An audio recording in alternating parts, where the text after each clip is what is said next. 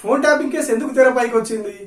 ఓటుకు నోటు అనే కేసు ఉన్నది కాబట్టి ఫోన్ ట్యాపింగ్ కేసు బయటకు వచ్చింది. ఫోన్ ట్యాపింగ్ కేసు ఎందుకు వచ్చింది? బీజేపీ కొందరు స్వామీజీలను పంపించి బీఆర్ఎస్ ఎమ్మెల్యేలను కొనాలని చూసింది కాబట్టి ఈ ఫోన్ ట్యాపింగ్ కేసు బయటకు వచ్చింది.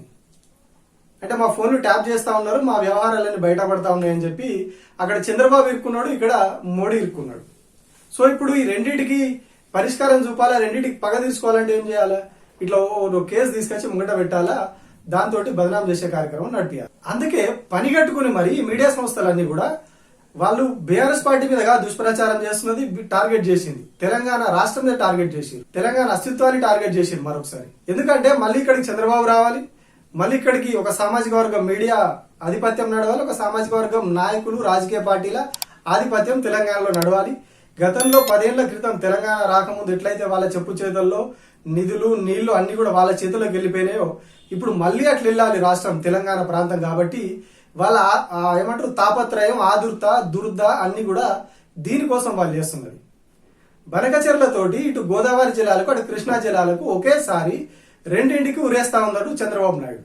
దాని మీద ఇక్కడ ప్రభుత్వం పట్టించుకోక నీళ్ళన్నీ వెళ్ళిపోయే ఆ నీళ్ళంటే చంద్రబాబు నాయుడు దోసుకుని పోయే ప్రయత్నం చేస్తా ఉంటే దాని మీద ఏ ఒక్కడు కూడా మాట్లాడాడు. కానీ ఫోన్ ట్యాపింగ్ కేసు అని చెప్పి మార్కెట్ లో నిలబెట్టి, చౌరస్తాలో నిలబెట్టి నెత్తి మీద 10 రూపాయలు కాదు 10 పైసలు పెట్టినా ఎవడు గొననోడు కూడా, ఎవడు దేకనోడు కూడా అలా బయటకు వచ్చి నా ఫోన్ ట్యాప్ అయింది, నా ఫోన్ ట్యాప్ అయింది అని ముందుకు వస్తా ఉన్నారు. ఎవరు వస్తా ఉన్నారు?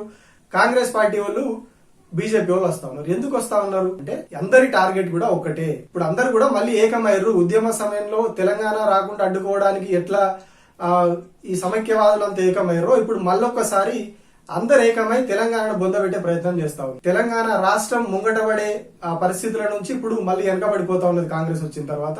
అది 100% అందరు ఒప్పుకోవాల్సిందే, అన్ని లెక్కలు కూడా చెప్తా ఉంది. దానికి అదనుగా ఇప్పుడు మళ్ళీ చంద్రబాబు తెలంగాణలో పాగా వేసేందుకు, ఇక్కడ వాళ్ళ ప్రాబల్యం పెంచుకునేందుకు మొత్తం ఆంధ్ర మీడియానంతా కూడా ఎగేసిండు రాష్ట్రం మీదకి.